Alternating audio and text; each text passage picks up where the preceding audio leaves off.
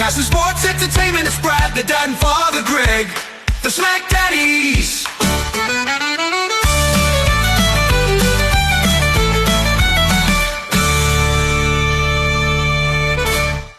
Excellent. Well, hello, friends, and welcome to the SmackDown review for The Hub. I am Brad the Dad, and riding shotgun with me is my tag team partner, Greg Father Feltham. Bless you, my son. What did we watch, Greg? Oh, I wish I could answer that question honestly at this point, because I don't know I can. I think we lost a bet. That was rough. That was a rough night. Can I ask why we had Brock Lesnar on the show for the last 2 weeks instead of him being on Raw where he can interact with John Cena? Don't know. I wish I could tell you. Listen, let's be honest here. This is going to be a speed round day because we've got Wrestlepaloza coming tonight. So let's get through this episode. We'll as fast as possible. We'll cover Wrestlepaloza, so why don't you hit that sound and then we'll go. Okay. Oh yeah, that one. I finally get to hear what you've been hearing all these years, which is the broken sound effect. Ah, see? That's why I have to add it in post. Okay. All right. Greg. Screw it, we'll do it live. Yeah, well, whatever. No, I just mean I'll add the sound effect in post so that they didn't hear the broken sound effect. Okay, so we start, Greg, in and we have the walk-ins because we find out all the matches. It's just their way to tell us what's going to happen. All right. And Michael Cole then goes, oh, apparently Brock wants to do an interview and he wants to do it right now. And so Cole gets up to do an interview and Brock Lesnar then becomes a predator. Yeah, he becomes something. I mean, the anything else about Brock Lesnar is alleged, but this time he is a full-on victimizing predator, and he picks up Michael Cole like he's a small child, drags him around the ring, pushes him into the ring. Corey Graves tries to talk him down, and I guess Corey Graves is cleared because he takes an F5. We then have all of the police and officials come out. Brock walks away, and then he decides, hey, why not one more for Corey? F5 number 2. Corey's dead. And then we get the recap without I'm not going to use the sound effect for recap 1, Greg, because we had no announcers telling us what we saw. Yeah. So this was Corey Graves' first in-ring bump in 11 years on television. Like that to me is mind-blowing that it's been 11 years. But yeah, here we are. And Brad, this segment gives us tonight's title of our show. Because this whole episode of SmackDown, I can sum up in 3 words. I mean, 2, depending if you count the ampersand. But I'm calling this law and disorder. Yes. Because there's a theme tonight, folks. There's a theme, and you're going to learn it pretty damn quick. It was either that or toxic masculinity. Yeah, we're gonna get there. So we then start with Nick Aldis is in the back, and it turns out the Paul Heyman's here with the Brons, the Vision, the tag team portion. So the Team Brons are there, and they're not here for trouble. They're here to see the Usos. The Usos are already in Indianapolis. They've been on ESPN all day. So that's that whole scene. Oh, and we have Brock and Paul cross, and Brock tells Paul we should talk. Yes, and tells Nick that he's got a lovely suit on. Great. It definitely worth my 2 hours. Charlotte and Alexa versus Chelsea Green and Alba Fire. Greg, I know this is a speed round, but what happened to Piper? I don't know, but Team Besties versus Chelsea and half the Hervice. Okay, so Corey's hurt, so we get Miz. We do. We get the Miz. Greg, what do you want to do with this match? I'm cutting this. Greg, so basically all this match was the double natural selections at the end for the win. Chelsea and Alexa had no hope. No hope at all. We have interactions with the Street Profits and Montez and his friend. They are actually on the same page. And then we have Bo Dallas try to come in and be stir things up with Montez or with Dawkins after Montez leaves, but Montez hasn't gone far enough. So, like, this is the best part of this show, Greg, is the logic. He just went off like 4 feet that way, and he's like, I heard everything you said, you dick. And he came back in to attack him, but they get laid out by Big Red, Eric Rowan. Yeah. Yeah. This was a complete utter waste of my time, to the point that I didn't even put it in the recap. ESPN Classic, Greg. We have ESPN class taught by R-Truth. He's first teaching Angel Garza and Santos Escobar. Correct. On And how to subscribe for the ESPN, the new ESPN app that costs you $30 a month. That's already included in your Netflix subscription. You just need a VPN to connect to Canada. And whichever VPN would like to sponsor this podcast can get a free plug here. Yeah. If nobody heard a plug, Greg, then it means we haven't got our sponsorship yet. Yeah, we got to get that actually locked down, because we can do that very easily. We should. All right. You're the money guy. Homework, Gregory. Homework. I am not the money guy. All right, fine. Tell me what to do and I'll do it later. Truth explains that he's going to turn his microwave into a hotspot, which was the highlight of this. If you're going to have to do cheap plugs, have R-Truth do it in a neck brace. It's perfect. This was not even close to my favorite one, because the next one is my favorite one. And I've clipped that actually into the recap right up, so you can go back and watch the next one. But that's my favorite part. But let's go on to the next segment. Greg, what are we doing with this? Are we cutting this? Are we keeping this? The R-Truth ones? Yep. I mean, we have to kind of keep them for R-Truth, but I mean, this is the ESPN stuff is going to get old pretty quick. If it's shameless plugging. That's right. You are the greatest shameless of all plugging. time. You're I never, you know what? Maybe it's because I never listened carefully enough. You're tapping away today. You're busy, brother. I am. Do you know what? That's my bad here. I'm full of energy, it sounds like, today. You're full of piss and vinegar today. Oh, well, we're going to talk about piss and vinegar next, because let's talk about Fraxiom, who come out for a match and then get destroyed by the Vision. And when Paul Heyman tries to cut a promo, they get interrupted by Axiom and Frazier coming back in and getting their revenge. This leads to a match. Why? Yeah, I don't know. But again, things break down. You have, the same thing happen as what happened in the first segment, where, you've got this big brawl that happens in a melee, and what do you get? You get Nicholas come out and say, you know what, we're going to have a match right now. Okay. And this is it's a disaster. But Greg, what did he have booked for this show? Absolutely nothing. So I don't know what Nicholas was thinking on this episode.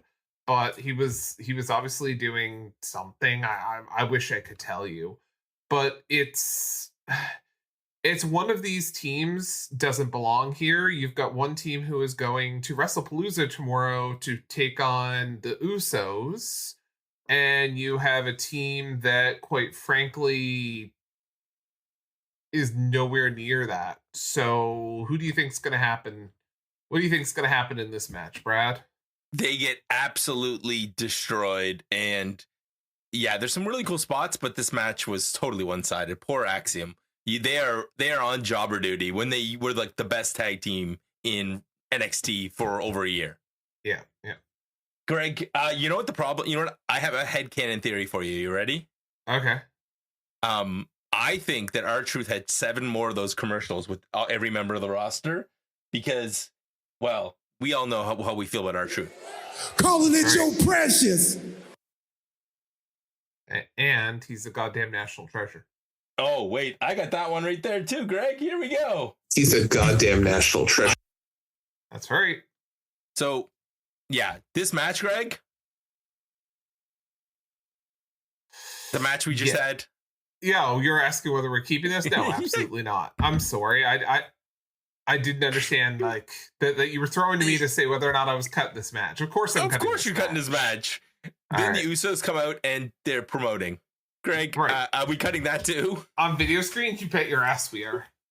I need a new sound effect that's Greg saying, you bet your ass we are. I'm waiting. I'm waiting for next week now, and you bet your ass we are is going to be on the board. On the board for next week.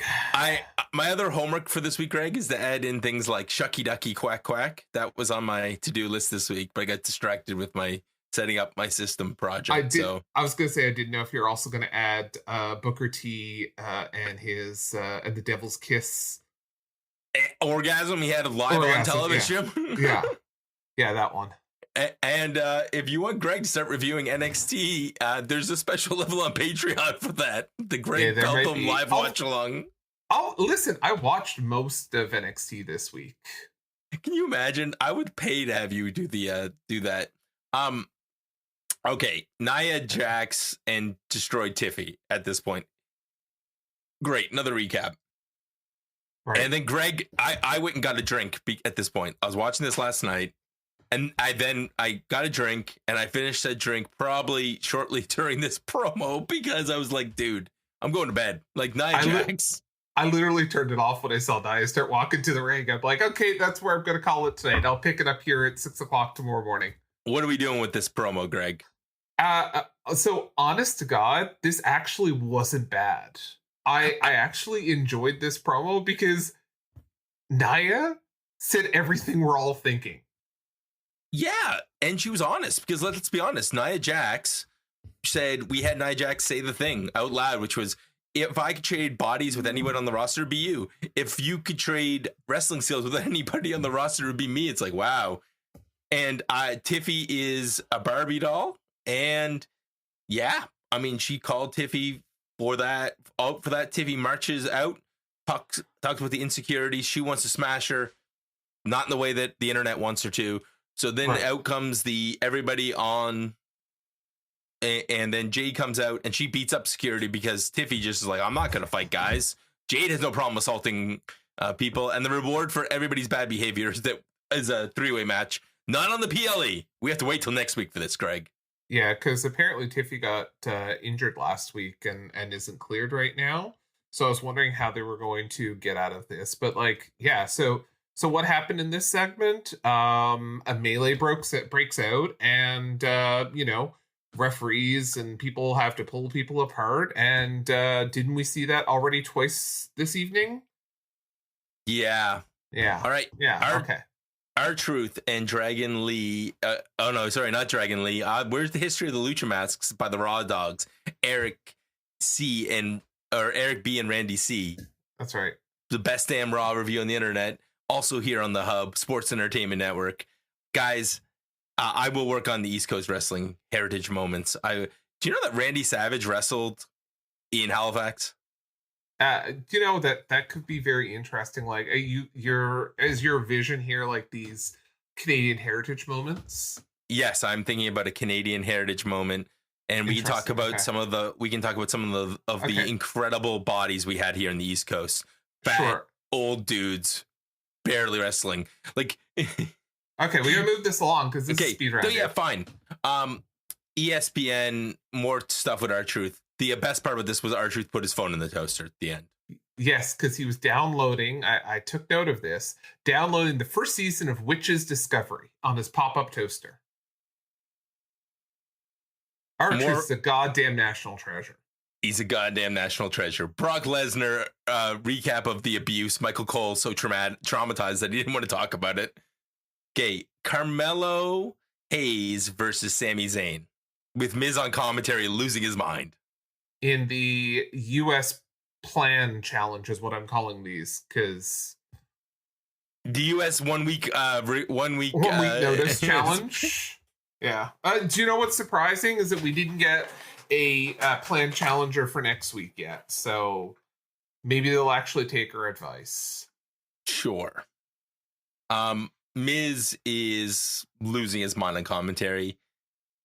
This match basically was 2 commercial breaks, lots of big things, but Greg, what do you want to do with it? Yeah, this is honestly, I didn't need this tonight. It's a fine match. Don't get me wrong. This does nothing to prepare me for Wrestlepaloza, so it wasn't necessary for tonight's show. Yeah, I'm with you, Gregory. It's not that it's bad. So I want to make it clear. If you're going to watch one thing from this show, this is the one thing from this show. The problem is that it's a busy wrestling weekend. Yeah, it's a good match to watch. Like, don't get me wrong here. I watched it this morning. I enjoyed this match, but this does not help me prepare for tonight. The big sequence in the middle was the first 48 being blocked, Blue Thunderbomb being blocked, then Mello hitting the first 48. The other piece was at the end when we tried to get a nothing but net from the top ropes. Zayn gets out of the way, and he hits the Blue Thunderbomb for the pin. That is my question to you, sir. When has Sami Zayn won with the Blue Thunderbomb? That's a very good question. It's pretty rare. And that's great for this concept because he needs something else other than that kick in order to win. Yeah. All right, Greg. Damian Priest threatens violence in the back after Kip Williams says that there's a ton of toxic masculinity. And I think it's Kip. I didn't look it up. I don't care. It's one of the Pretty Deadly guys. It is Kip Williams. Yes, my Pretty Deadly knowledge is on fleek tonight. Right. Greg, and then after he says there's toxic masculinity and Damian Priest just storms in and threatens violence, what does he do? Toxic masculinity and throws Kip through a wall. A poorly constructed office wall. Like, yeah. That's where we are here. 2 more recaps after this. Right. And then the reintroduction of the MFTs. Does this mean we're only going to get them just showing up for like the next 6 weeks? Because there's a ton of Samoans in that faction. Yeah. Do you think the other Samoan is cleared? Tangaloa and Tamatonga are a tag team, and there's Talatonga. Do you think we get all 3 of them together? Plus, poor. I forget his new WWE name. Oh, JC Mateo? Jeff Cobb? Yeah, poor Jeff Cobb. So here's the honest to God truth. I don't care because I fast forward through this crap because I really am done with Chelesa and this bloodline bullshit. So I don't care. But aren't you happy they're not wrestling? We're just getting vignettes.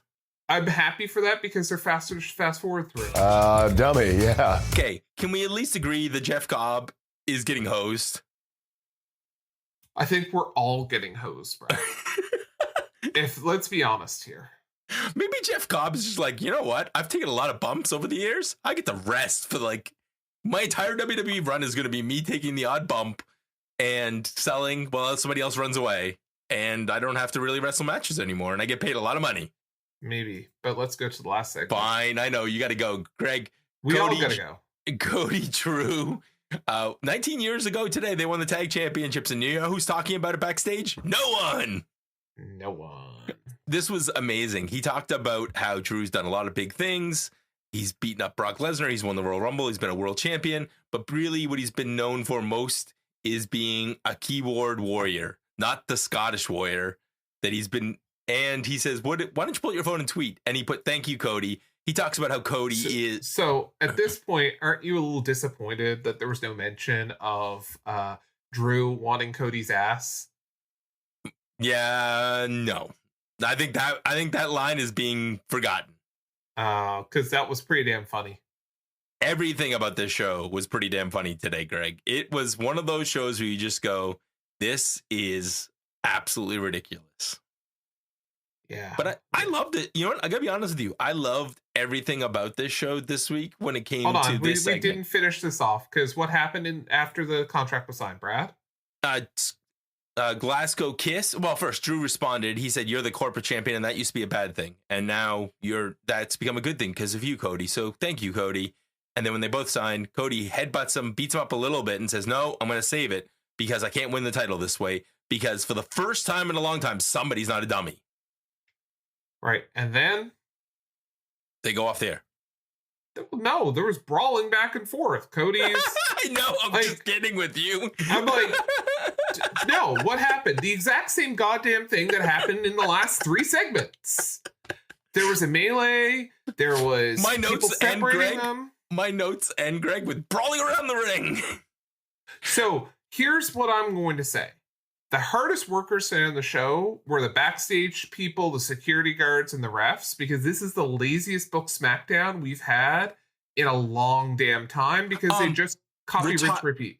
The agents in the back too. Let's shout out to some of our favorite wrestlers from the past who are bumping around that ring like champs. Well, that's why I say backstage workers, like the agents, the producers, like all that stuff. The security guards and the refs. They're the ones who worked the hardest on the show tonight because they had to go out in 3 segments. Yeah, this was a lot of garbage, Greg. Like a lot of garbage.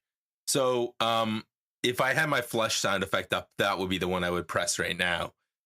Let's just flush this crappy thing down and run through the pay-per-view. No, hold on. Here's what you actually need to watch on the show. This is your SmackDown synopsis. You probably want to watch the first segment with Michael Cole and just the whole Corey Graves thing because that was different. Haven't seen that in a while. The next thing you really kind of need to watch is R-Truth with the toaster oven because that was funny. And the last thing you really need to watch on this show is, that's really it. You may want to watch the you may want to watch Drew with Sammy. And you can watch Sami Zayn match if you're craving a match. And if you're really a completist, the Drew Cody stuff was short. At least it was like 5 minutes. But this show, Greg.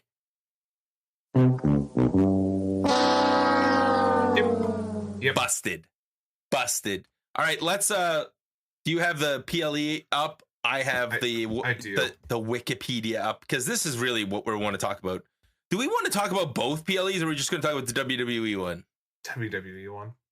Do you know how many matches are on the other one, just out of curiosity? 18, probably. Something like that, including the pre-show. So this is WWE Wrestlepaloza. That's right. So let's start at the bottom here with the match we were just talking about. Cody Rhodes versus Drew McIntyre. Ugh. Is this actually going to end clean? That's my question to you. Is it going to end clean? I think so. I think it's going to end clean. I think it's going to be Cody winning. I hope it's not. I really hope clean or hope that it's Drew. I kind of hope Drew wins. I mean, I could see that happening, but I think that is less likely. Why, Greg? I just don't see Drew taking it off Cody right now. I think Drew is going to devolve a little bit in this feud. I think this is going to take a little bit of a longer burn. Yeah, I think you're right. I don't think I wouldn't mind Drew winning this match. Oh boy. I forgot about this match altogether. Which one? Io Sky versus Stephanie Vaquer. Like, Greg, I feel so bad for these women because neither of them gets to take the title off Naomi because of the pregnancy, which congratulations again, Naomi. But there's obviously there's only one person that can win this match. 100%. And it's definitely not Io Sky. Yeah, it has to be Stephanie Vaquer. The only question is what kind of shenanigans we get on the outside. The only question I also have here is, do they bring in Booker T for guest commentary? So that he can have an orgasm live on screen? Yeah. Okay, this is the best built match on the card. Number 3, Greg. CM Punk, AJ Lee, Seth Rollins versus Seth Rollins and Becky Lynch. Spousal abuse match? No, wait. Good housekeeping match? I'm not sure what you would call this. This is it's a mixed tag match, which means the women fight the women and the men fight the men, but... Correct. There will be some shenanigans. AJ Lee will throw a hit on Seth Rollins, I'm sure. Becky Lynch will probably do the same on CM Punk. It's what always happens in this type of thing. But this is going to be AJ Lee pinning Becky Lynch here to win. Which will set up a feud for the women's IC title. One of the few titles that AJ has never won. Yep, 100%. The Usos, Jimmy and Jay, team up against The Vision, Bronson Reed, and Braun Breaker. The Brons. So do we call this the Brains versus the Bronze match? I don't know. The Usos are the brains in this equation? I mean, do the Brons seem like the brains? Yeah, okay. Right? Yeah, okay, fair enough. All right. I guess you got to give the Usos credit because they have been on this roster forever. Yes, they have. This is the match, honestly, of the night that I really don't care about. This is your bathroom break match for me. Okay, I'm gonna say that the Vision is winning because the Usos don't lose anything by losing, and somehow we're getting our boy LA Knight involved, which is going to lead to shenanigans and probably a feud between LA Knight and Jimmy. Oh no, sorry, Jey Uso. And Jimmy's going to be stuck in the middle between his brother and his bro. Sure. I mean, that this match is the one that's most likely to devolve, I think. Okay, over under 30 seconds for John Cena, Brock Lesnar. 30 seconds of what? Well, Brock's killing John. Oh, I don't think so. Oh, okay, we're going to have a nice little debate. John Cena's winning this match. Really? How? 100%. John Cena on the retirement tour here. Having John Cena lose doesn't make sense at this point. John Cena needs to win this so that way when he does lose in his last match in December against, rumor has it, Gunther, then that makes that match worth something. But John Cena's got to pull a string of wins here to get ready for that match. So I think John Cena's beating Brock Lesnar in this match. I was going to guess John Cena loses this one and wins in Australia. I don't think that we're going to get John Cena versus Brock 2 in Australia. Brock gets paid enough money, he'll fly somewhere. Yeah.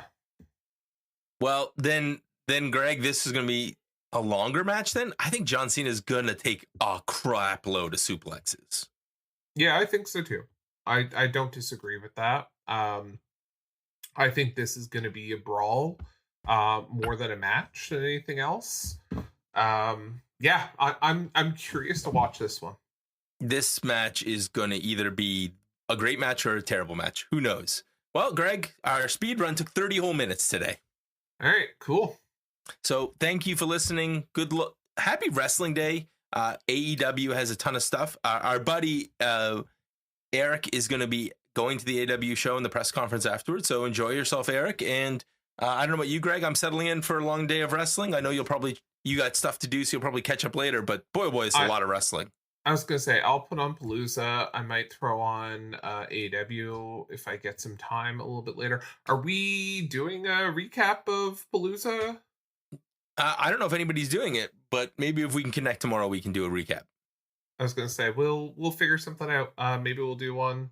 We can do it. We can even do it tonight. I got nothing to do. I'm going to be sitting home. Yeah, it's like me. I think we're going to play some video games on the deck and then afterward. But yeah, we'll figure something out. Maybe we'll put something out there. Maybe we'll give you a surprise recap of Palooza.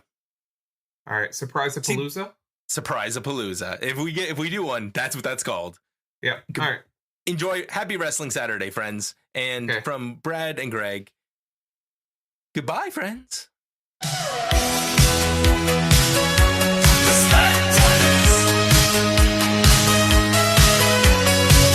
revolutionary podcast in sports entertainment.